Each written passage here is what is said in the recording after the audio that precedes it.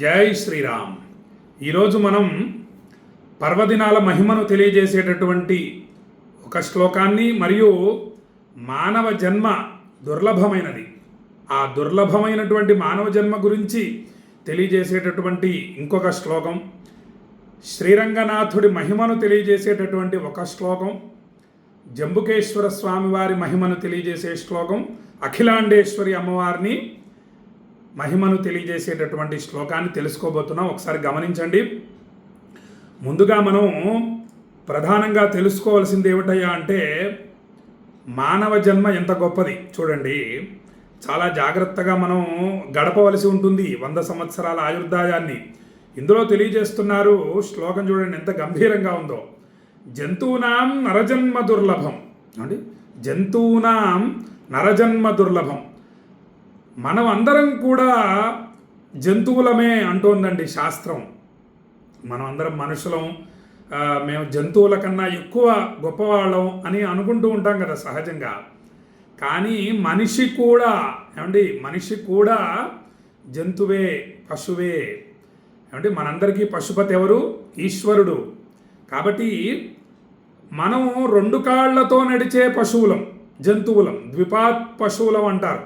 ఏమండి, కాబట్టి చూడండి, శాస్త్రం నేను అంటున్న మాట కాదు ఇది, ఆ శ్లోక ఆధారంగా మీకు తెలియజేస్తున్నాను. జంతువునాం నరజన్మ దుర్లభం. మొత్తం భూమి మీద ఉన్నటువంటి జంతువులన్నీ మనిషితో సహా, ఏమంటే మనిషి కూడా జంతువే, అన్నిట్లోకి నరజన్మ చాలా దుర్లభమైంది. మనం కొంచెం ప్రత్యేకం, ఎందుకంటే మనకు బుద్ధి బలం ఒకటి ప్రత్యేకంగా ఇచ్చాడు బ్రహ్మదేవుడు. కాబట్టి అందులో నరజన్మ దుర్లభం. అతఃపుంస్త్వం తతో విప్రత తస్మాద్వైదిక ధర్మ మార్గపరత విద్వత్వమస్మాత్పరం ఆత్మానాత్మ వివేచనం స్వానుభవో బ్రహ్మాత్మనా సంస్థితి ముక్తిర్నో శతజన్మకోటి సుకృతై పుణ్యైర్వినా లభ్యతే. అనంతమైన పుణ్య ఫలితం ఉంటే కానీ ఈ నరజన్మ మనకు సంప్రాప్తించదు. ఈ సృష్టిలో అనేక జీవులు ఉన్నప్పటికీ మనుష్య జన్మ అత్యంత దుర్లభమైనది. ఆ జన్మ లభించిన తరువాత ధర్మ మార్గంలో నడవడం, అంటే ఏదో జన్మను స్వీకరించాం ఎలా అంటే అలా గడిపేస్తున్నాము అని అనుకోకూడదు, ఏమంటే గడపకూడదు, ధర్మ మార్గంలో నడపాలి. ఎందుకంటే ఇంత దుర్లభమైనటువంటి నరజన్మను పొందాం కదా. కాబట్టి ధర్మ మార్గంలో నడవడం, శాస్త్రజ్ఞానాన్ని సంపాదించడం. ఏమండి, మనకు చక్కగా అనేక శాస్త్రాలు ఉన్నాయి. ఆ శాస్త్రాలలో తెలియజేసినటువంటి విషయాలను గురువు ముఖత, అంటే గురువు గారి ద్వారా తెలుసుకోవాలి. పుస్తక జ్ఞానం కూడా మంచిదే, కానీ మనం గురువుని ఆశ్రయిస్తూ ఉండాలి, గురువును సంప్రదిస్తూ చక్కగా సేవిస్తూ అనేక విషయాలు తెలుసుకుంటూ ఉండాలి. ఇక నిత్యమైన సత్యమైన ఆత్మను మరియు అనిత్యమైన శరీరం నుండి వేరు చేసి తెలుసుకోవాలి. ఈ శరీరం వేరు, నా ఆత్మ వేరు, అంటే నేను ఆత్మస్వరూపుడిని అని తెలుసుకుంటూ ఉండాలి. భగవద్గీత ద్వారా ఈ విషయం అద్భుతంగా మనకు తెలుస్తుంది. ఆ జ్ఞానాన్ని స్వయంగా అనుభవించి బ్రహ్మతో ఐక్యభావాన్ని పొందాలి.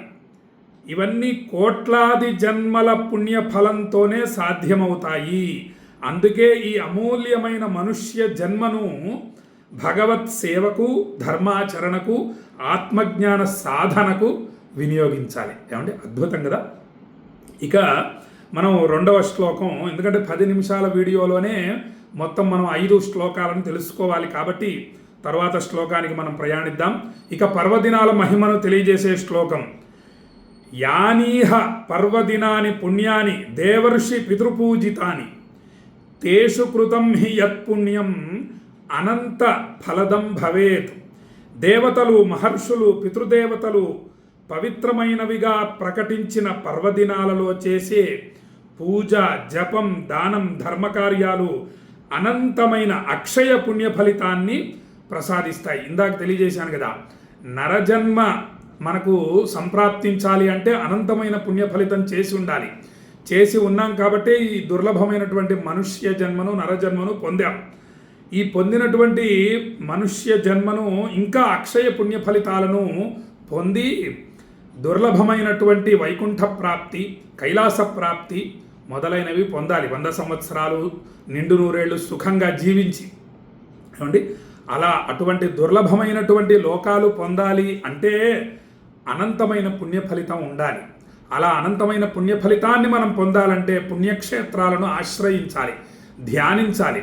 అంటే వెంకటేశ్వర స్వామిని ఎన్నిసార్లు దర్శించాము అనేది కాదు ముఖ్యం. ఒక్కసారి దర్శించినా ఎన్ని గంటల సమయం మనం ధ్యానించాం, ఏమంటే ఎన్ని సంవత్సరాలు ధ్యానించాం వెంకటేశ్వర స్వామిని. అలాగే కాశీ విశ్వనాథుడిని ఎన్నిసార్లు దర్శించామనే దానికన్నా ఎన్ని గంటల సమయం ధ్యానించామో అనేది ముఖ్యం. శ్రీ విశ్వనాథం శరణం ప్రపద్యే అనే నామ జపాన్ని చేస్తూ లక్ష్మీరమణ గోవింద గోవింద గోవిందనామాన్ని జపిస్తూ ఆ వెంకటేశ్వర స్వామిని ప్రతినిత్యము కనీసం ఒక 10 నిమిషాల సమయం ధ్యానించాలి స్వామిని.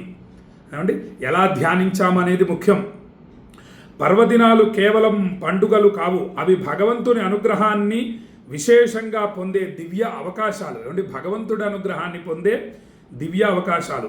ఆ రోజుల్లో చేసే ఒక్క భగవన్నామ స్మరణ, ఒక్క దీపారాధన, ఒక్క దానం అంటే చిన్న దానం, ఒక్క శ్లోక పారాయణం కూడా అనేక రెట్లు అక్షయ ఫలితాన్ని ఇస్తుంది. అందువల్ల ప్రతి పర్వదినాన్ని భక్తితో, ధర్మాచరణతో, దైవ స్మరణతో గడపాలి. ఏమండి ఇక మనం శ్రీరంగనాథుణ్ణి సేవించబోతున్నాం కాబట్టి రంగనాథ స్వామిని ధ్యానిద్దాం. ఈరోజు చెప్పాను కదా, ఎన్నిసార్లు దర్శించామనేది కాదు ముఖ్యం, ఎంతసేపు ధ్యానించామనేది ముఖ్యం మనం. కాబట్టి శ్రీరంగనాథుణ్ణి, జంబుకేశ్వర స్వామిని ధ్యానిద్దాం. శ్రీరంగనాథం శరణం ప్రపద్యే అనే నామ జపాన్ని భక్తితో చేస్తూ ఉండండి. కారుణ్య సింధుం కమలాయతాక్షం లక్ష్మీపతిం లోకగురుం ముకుందం వందే సదా రంగపతిం దయాళుం శ్రీరంగనాథం శరణం ప్రపద్యే. అద్భుతం అండి. ఈ శరణం ప్రపద్య అనే వాక్యం ఉంది చూసారా, చాలా విశేషమైంది. స్వామిని ధ్యానిస్తూ వెంకటేశ్వర స్వామిని కానీ, విశ్వనాథుణ్ణి కానీ, రంగనాథుణ్ణి కానీ ఎవరిని ధ్యానిస్తున్నా ఆ శరణం ప్రపద్య అనే వాక్యం చాలా గొప్పది. శరణాగతి చాలా గొప్పది. కాబట్టి ఆ స్వామిని శ్రీరంగనాథం శరణం ప్రపద్య అనే నామ జపాన్ని చేయండి, అన్ని కష్టాలు తొలగిపోతాయి. శ్రీ విశ్వనాథం శరణం ప్రపద్యే, ఏమండి శ్రీమల్లినాథం శరణం ప్రపద్యే అనే నామ జపం ప్రతిరోజు ఒక 108 సార్లు చేయండి. 1000 సార్లు చేయటం ఇంకా మంచిది. ఏమండి అన్ని కష్టాలు తొలగిపోతాయి. ఆ శరణం ప్రపద్య అనే వాక్యం చాలా గొప్పది. కరుణా సముద్రుడైన, కమలా దళాల వంటి నేత్రాలు కలిగిన, మహాలక్ష్మీదేవికి భర్త అయిన, సమస్త లోకాలకు గురువైన, ముక్తిని ప్రసాదించే దయామయుడైన శ్రీరంగనాథ స్వామిని నేను ఎల్లప్పుడూ నమస్కరిస్తూ ఆయనను శరణు వేడుతున్నాను అంటే చాలా గొప్పది ఆ వాక్యం. ఇక చూడండి, మనం జలలింగం ఏమండి సోమవారం ఆరుద్ర నక్షత్రం విశేషమైన పర్వదినాన జంబుకేశ్వర స్వామిని సేవిస్తున్నాము. చూడండి, ఆ జలలింగం మహిమను తెలియజేసేటటువంటి అద్భుతమైనటువంటి శ్లోకం. ఈ శ్లోకాలు విన్నంత మాత్రాన అన్ని కష్టాలు తొలగిపోతాయి, స్వామివారి సంపూర్ణ అనుగ్రహం కలుగుతుంది. ఏమండి కాబట్టి మీరు భక్తితో వింటూ ఉండండి, అన్ని అద్భుతాలే. ఏమండి కాశీ, శ్రీరంగం, శ్రీశైలం, తిరుపతి మన అదృష్టం అండి. సనాతన ధర్మంలో జన్మించడం మన అదృష్టం. ఆచరించాలి, ఆ అదృష్టాన్ని వినియోగించుకోవాలి. ఇతర దేశస్థులు వినియోగించుకుంటున్నారు. ఏమండి మన శ్రీకాళహస్తికి అనేక మంది ఇతర దేశస్థులు వచ్చి స్వామివారిని సేవించి వెళ్ళారు. మనం సేవించాలి, ధ్యానించాలి. ఎంతసేపు ధ్యానించాం మనం, ఎన్నిసార్లు వెళ్ళొచ్చాం తిరుపతికి అనేది కాదు ముఖ్యం, ఎంతసేపు వెంకటేశ్వర స్వామిని ధ్యానించాం మనం. ప్రతిరోజు ఇంట్లో పఠం పెట్టుకోవాలి, దీపారాధన చేయాలి, కళ్ళు మూసుకొని ధ్యానించాలి. గోవింద గోవింద గోవింద గోవింద, కళ్ళల్లో నుంచి ఆనంద బాష్పాలు రాలాలి. ఏమండి అది ఆ స్థితిని పొందాలి. ఇక జంబుకేశ్వర స్వామి వారి గురించి చూడండి. జంబూవనంలో, నేరేడు వనంలో పార్వతీ అమ్మవారు శివలింగాన్ని చేసి సేవించిందండి జంబుకేశ్వర స్వామిని. అందుకు స్వామికి జంబుకేశ్వర స్వామి అని పేరు వచ్చింది. స్వామివారి క్రింద నుంచి ఎప్పుడూ జలం అలా ఊరుతూనే ఉంటుంది. పంచభూత లింగాలలో జలలింగం జంబుకేశ్వర స్వామివారు. పంచభూతలింగాలు ఏమిటి? పృథివ్యాపస్తేజో వాయురాకాశాదు పృథివీలింగం కంచి ఏకాంబరేశ్వర స్వామివారు, జలలింగం జంబుకేశ్వర స్వామివారు, తేజోలింగం అరుణాచలం, వాయులింగం శ్రీకాళహస్తి, ఆకాశలింగం, చిదంబరం నటరాజస్వామి వారు. ఏమండి చాలా విశేషమైనటువంటి క్షేత్రాలు. అలాగే మనం నదులను రక్షించుకుంటూ ఉండాలి. నదులన్నీ కూడా కాలుష్యం అయిపోతున్నాయి. ఏమండి ఆ విధంగా కాకుండా మనమందరం కలిసి నదులను రక్షించుకోవాలి, పంచభూతలింగాలను రక్షించుకోవాలి. పంచభూతలింగాలంటే ఈ జలాలన్నీ కూడా జలలింగమే. ఏమండి పృథివీ భూమిని రక్షించుకోవాలి, ఆకాశాన్ని రక్షించాలి, వాయువుని రక్షించుకుంటూ ఉండాలి, కాలుష్యం చేసేస్తూ పోకూడదు మనం. ఏమండి ఆకాశాన్ని రక్షించుకోవాలి, ఇవన్నిటిని రక్షించుకుంటూ ఉండాలి. ఇక చూడండి, జంబూవనాంతర నివాసమాద్యం జలస్వరూపం జగదేక వంద్యం, జలస్వరూపం జగదేక వంద్యం, భక్తార్థిహారం వరదం మహేశం జంబుకేశం శరణం ప్రపద్యే. ఏమండి చూసారా, శరణం ప్రపద్యే. ఆ స్వామి నామాన్ని జపించడం, శరణం ప్రపద్యే అనడం. మన కష్టకాలంలో ఒక్కసారి ఈ నామాన్ని జపిస్తే చాలు, ఎంతటి పెద్ద కష్టమైనా కూడా తొలగిపోతుంది, స్వామివారు రక్షిస్తారు. కాబట్టి అంత గొప్పది ఆ జంబుకేశం శరణం ప్రపద్యే. జంబూవనంలో వెలసి జలతత్వ స్వరూపుడై జగత్తు అంతా పూజించే పరమేశ్వరుడై భక్తుల కష్టాలను తొలగించి వరాలను ప్రసాదించే జంబుకేశ్వర స్వామిని నేను శరణు వేడుతున్నాను. ఈ శ్లోకం అర్థం అదండి. ఆ జంబుకేశ్వర స్వామిని ధ్యానిస్తూ ఉండండి. సోమవారం ఆరుద్ర నక్షత్రం చాలా విశేషమైనటువంటి పర్వదినం. ప్రారంభంలో పర్వదినం మహిమ తెలియజేశాను కదా. ఆ రోజు మీరు చక్కగా ఈ నామాలను జపించండి. శ్రీ విశ్వనాథం శరణం ప్రపద్యే, శ్రీరంగనాథం శరణం ప్రపద్యే, ఆ తర్వాత శ్రీ జంబుకేశం శరణం ప్రపద్యే. ఈ నామాలు 108 సార్లు జపించండి. చాలా విశేషమైనటువంటి ఫలితాలు పొందుతారు. మీరు అన్ని కష్టాల నుంచి విముక్తి పొందుతారు. ఇక అఖిలాండేశ్వరి అమ్మవారు మహాశక్తి స్వరూపిణిని 13వ తేదీ కుంకుమార్చన చేయబోతున్నాను. చక్కగా మీ గోత్రనామాలతో 9951499444 అనే నెంబర్కి మీ గోత్రనామాలు, చిరునామా మరియు మీ మనస్సులోని ఏదైనా కోరిక ఉంటే చక్కగా తెలియజేయండి. వాట్సాప్ ద్వారా పంపించండి. కేవలం 516 నామమాత్రపు దక్షిణ మాత్రమే మీరందరూ ఈ అవకాశాన్ని వినియోగించుకోవాలని ఇంత స్వల్ప దక్షిణ పెట్టడం జరుగుతోంది. మీరు మీ బంధుమిత్రులు అందరూ చక్కగా ఈ అవకాశాన్ని వినియోగించుకోండి. మీరు ఇటువంటి పర్వదినాలలో అంతటి మహాశక్తివంతమైనటువంటి క్షేత్రాలకు వెళ్ళి మీ గోత్రనామాలతో పూజలు చేయించుకోగలరా? చాలా కష్టసాధ్యం కదా.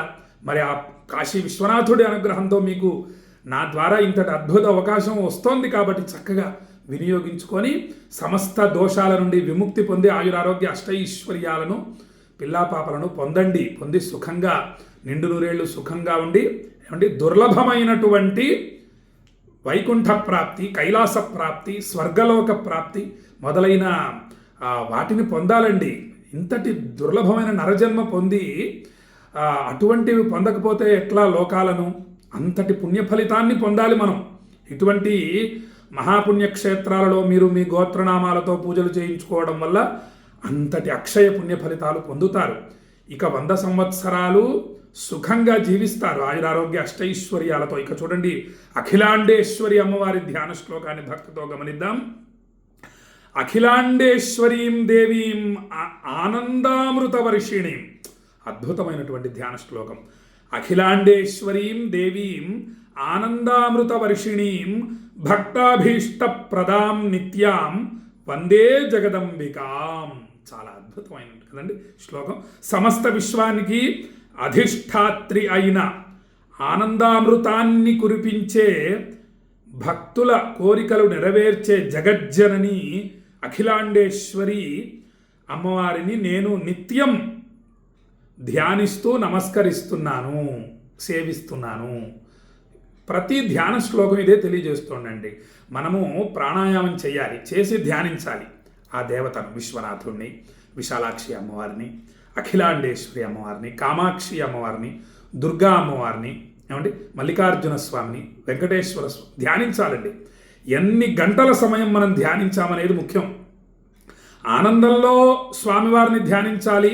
ఏదన్నా కష్టం వస్తే కూడా స్వామివారిని ధ్యానించాలి.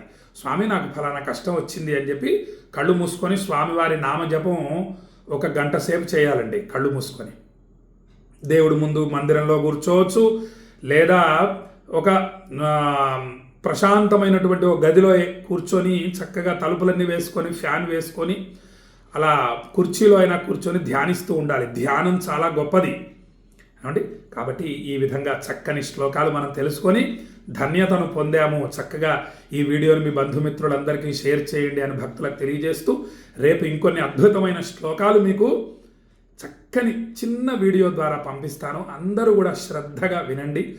అన్ని సమస్యలు, దోషాలు, కష్టాలు, పాపాలు, గ్రహబాధలు అన్నీ భస్మమవుతాయి. ఆయురారోగ్య అష్టైశ్వర్య ప్రాప్తి కలుగుతుంది. ఇటువంటి దేవతల్ని ధ్యానించడం అంటే చిన్న విషయం కాదు అని భక్తులకు తెలియజేస్తూ సెలవు తీసుకుంటున్నాను. జై శ్రీరామ్.